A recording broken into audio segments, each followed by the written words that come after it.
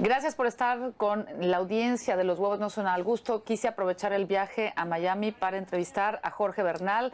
Él es conductor, presentador de La Voz Kids y de Suelta la Sopa. ¿Cómo estás? Yo excelente, gracias Vero por estar acá y gracias por la oportunidad de compartir contigo y compartir con tu público. Pues, ¿qué te parece este show, esta idea de un programa de radio donde no haya censura, donde podamos pues tocar el lado humano y pues decir que las cosas no son como uno quiere? Hacía falta, quizás, porque hablando fuera de la entrevista, la gente piensa que uno, porque sale en la tele o porque tiene un trabajo diferente a los de ellos, somos como que inmortales o se nos hace la vida más fáciles. Y no es así, lamentablemente no es así, pero qué bueno que tengas este programa para pues, mostrar eso. ¿Cuáles son las adversidades más importantes, más fuertes que ha atravesado Jorge Bernal y cómo las ha superado? Uy, bueno, aparte de mi estatura, no, mentira. Cónchale, mira, yo recuerdo en la escuela nunca fui, no voy a mentir y decir que recibí bullying ni nada por el estilo, pero sí se me hizo difícil al principio porque yo llegué acá de Cuba y llegué con 4 años para acá. Al llegar de Cuba no conocía pues los Estados Unidos y mucho menos conocía el idioma ni nada por el estilo. Entonces, cuando comencé la escuela, que comencé en pre-kinder, se me hizo difícil comunicarme con los niños. Hoy día no, en los niños que nacen en los Estados Unidos ya tienen ya ese chip y hablan inglés porque los muñequitos y las comiquitas y todo lo demás. Yo no tenía ese chip, yo no tenía esa habilidad de entender y comunicarme de esa manera. Y sí recuerdo claramente que yo en la escuela trataba de hablar con ciertos chicos y cuando ellos se ponían a hablar en sus grupitos en inglés, yo estaba perdido. Es como, obviamente, estaban hablando en chino, no entendía nada. Eso fue lo que sentí yo al principio. De repente cuando ya empieza uno a aprender un poco más el idioma y todo lo demás, se me hace más fácil. Pero después, en mi adolescencia, yo aprendí de cómo vine a los Estados Unidos. Yo vine en Mariel, en el año 80, de Cuba. En ese año, cuando llegaron los marielitos, que le decían acá en Miami, para ser específico, tenía una connotación negativa. Si eras marielito, significaba que tu familia era o traficantes de droga, o eran bandoleros, o estaban en la cárcel, o eran unos refugiados, o como decían acá claramente, unos escorias. Entonces, yo no entendía eso, y yo con mucho orgullo, y me preguntaban, ¿y tú dónde eres? Yo, cubano. Vine en el Mariel, y de repente notaba que mis amiguitos, no tanto ellos, sino como sus padres y todo lo demás, me echaban a un lado, como que no querían de repente que pasara mucho tiempo con ellos y de repente a una fiestecita no me invitaban porque pensaban de que yo era pues una persona pues non grata. Después me di cuenta, ¿por qué? Después me di cuenta de que claro, tenía la prensa, los medios de comunicación, como sucedió en Mariel, lo que enfocaban era lamentablemente el lado negativo de las personas que llegaban de Cuba en ese entonces. Así como Trump quiere hacer pasar a los mexicanos. Prácticamente. ¿Sentiste ese rechazo? Rechazo, discriminación,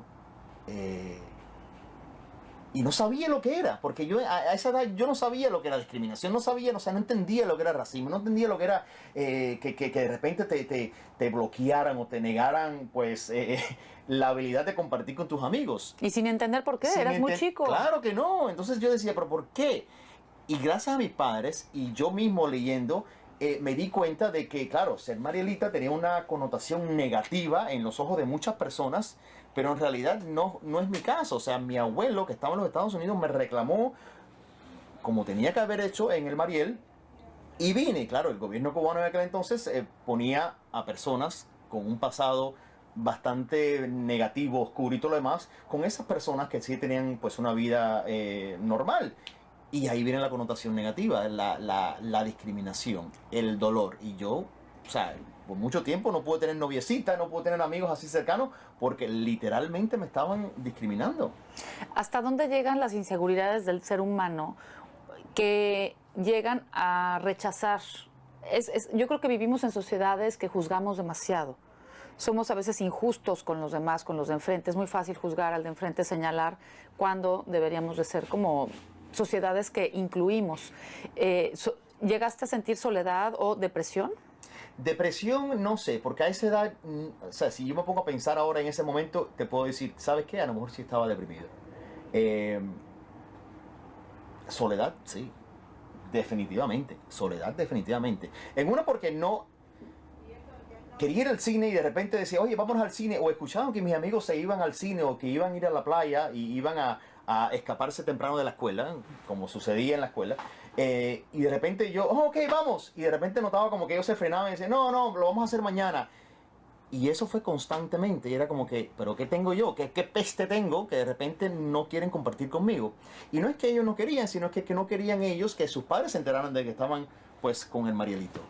Es difícil y entiendo lo que es ser discriminado y que juzguen sin saber por qué. Y lamentablemente el ser humano es así. El ser humano ve a una persona en la calle y automáticamente te vienen 40 palabras para describir lo que tú opinas de esa persona o lo que si lo ves en un carro caro, ese tipo estaba vendiendo drogas. Si ves una señora muy maquillada, esa señora se hizo 40.000 cirugías. Si ves un tipo pues rellenito, ese hombre debe ser una persona que come 40 libras de comida. O sea, uno juzga y no tiene que ser así. Es muy difícil,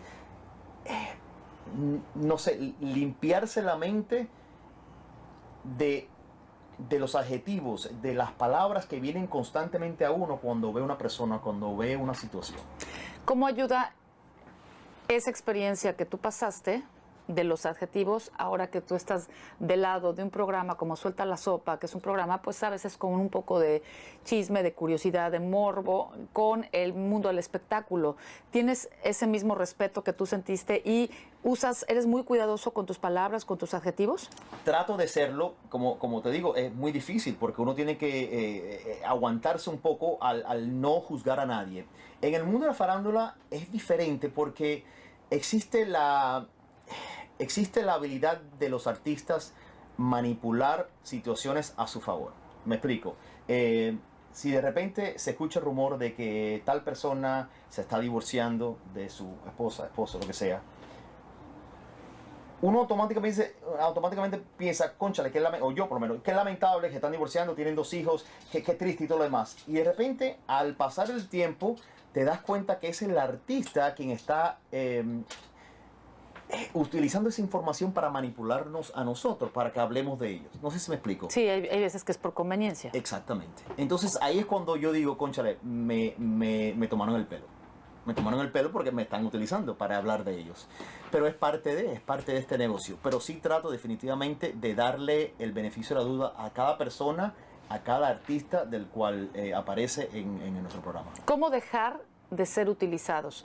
¿Tú crees que ¿Tú crees que nosotros utilizamos a los medios o los medios nos utilizan a nosotros? Es una relación tal cual. Nosotros utilizamos a los artistas para vender, para que la gente nos vea, para que de repente no se pierdan hoy una entrevista con Verónica del Castillo que revela secretos nunca antes vistos o escuchados. Y todo el mundo se pone a ver y de repente tú hablas de tu vida normal y quizás no son secretos lo que tú revelas, pero te utilizo a ti para atraer público.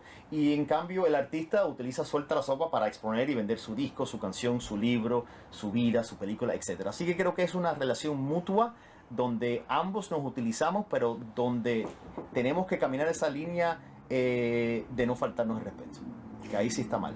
¿Cuáles son los valores que tenemos que tener como comunicadores para tratar de transformar la sociedad, para hacer pues una audiencia más positiva, más constructiva? ¿Qué crees tú que debamos de hacer como comunicadores? Respetar. Yo creo que todo el mundo aquí tiene la habilidad y el derecho de trabajar para sus hijos, sus familiares, para su bienestar, para lo que sea. Y nosotros tenemos que respetar precisamente lo que está haciendo esa persona, ese artista en este caso. Estemos o no de acuerdo con lo que están haciendo, pero tenemos que respetar. Tú puedes estar pues en contra de que esta mujer esté bailando semidesnuda en el escenario, pero señores, respeta, porque ella está haciendo eso por un bien, ya sea el de sus hijos, para ella, para comprarse un auto o para su abuelita que está enferma. Hay que respetar eso. Y yo creo que nuestro deber es respetar. Tuve la suerte de entrevistar 2 veces al australiano sin extremidades, Nick Vujicic. Y bueno, él a los 10 años intentó suicidarse por bullying en la escuela, por no tener extremidades y cómo se reían. Un poco parecido a lo que tú viviste, nada más que en otro sentido y de otras condiciones, pero él decía, gracias a mi familia, yo no cometí suicidio, yo no cometí pues actos más terribles, ¿no? ¿Cómo te arropó a ti tu familia y cómo piensas tú que hasta qué medida los valores familiares ayudan a encauzar a una persona, ¿no? Para que no se tire a las drogas, al alcohol, a la depresión? La familia es todo, la familia es todo. A veces uno toma en vano a la familia. A veces uno, cuando está en la cima, a uno se le olvida que si tu mamá está viva, tu mamá es lo más grande que tienes tú en el mundo. Y tu mamá hace lo que sea posible por ti. Y lamentablemente algunas personas, yo nunca, y toco madera, yo nunca me he desconectado de mi familia.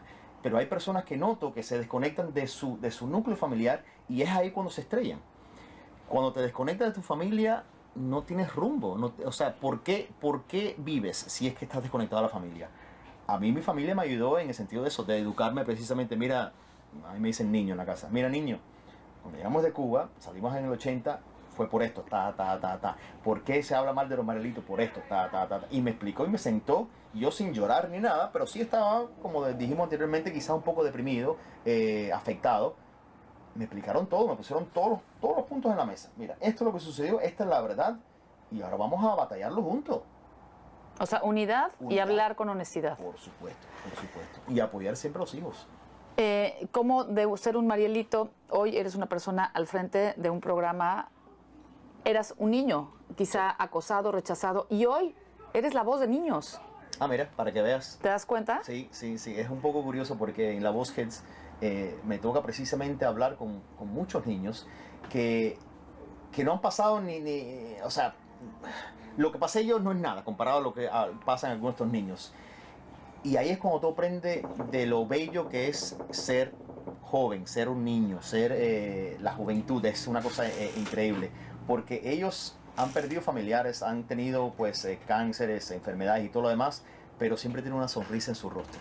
Porque están conectados con lo que quieren hacer, están conectados con su familia y sus corazones. Y no les importa absolutamente nada de lo que pasa a su alrededor. Hubiese yo querido tener esa alegría cuando yo era joven y estaba pasando por este momento, de quizás cerrarme al mundo exterior y enfocarme en mí y ser feliz sin importar lo que estaba pasando.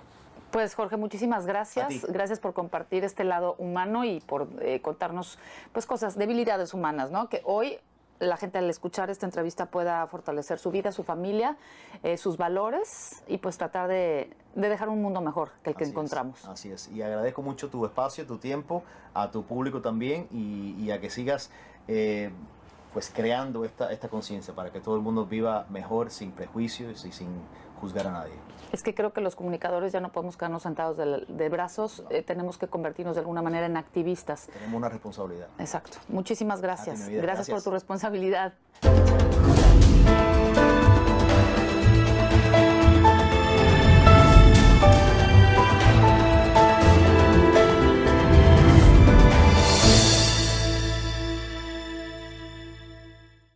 Gracias por estar con la audiencia de Los Huevos No Son al Gusto. Quise aprovechar el viaje a Miami para entrevistar a Jorge Bernal. Él es conductor, presentador de La Voz Kids y de Suelta la Sopa. ¿Cómo estás? Yo excelente, gracias Vero por estar acá y gracias por la oportunidad de compartir contigo y compartir con tu público. Pues, ¿qué te parece este show, esta idea de un programa de radio donde no haya censura, donde podamos pues tocar el lado humano y pues decir que las cosas no son como uno quiere? Hacía falta, quizás, porque hablando fuera de la entrevista, la gente piensa que uno... Más importantes, más fuertes que ha atravesado Jorge Bernal y cómo las ha superado. Uy, bueno, aparte de mi estatura, no, mentira. Cónchale, mira, yo recuerdo en la escuela, nunca fui, no voy a mentir y decir que fue...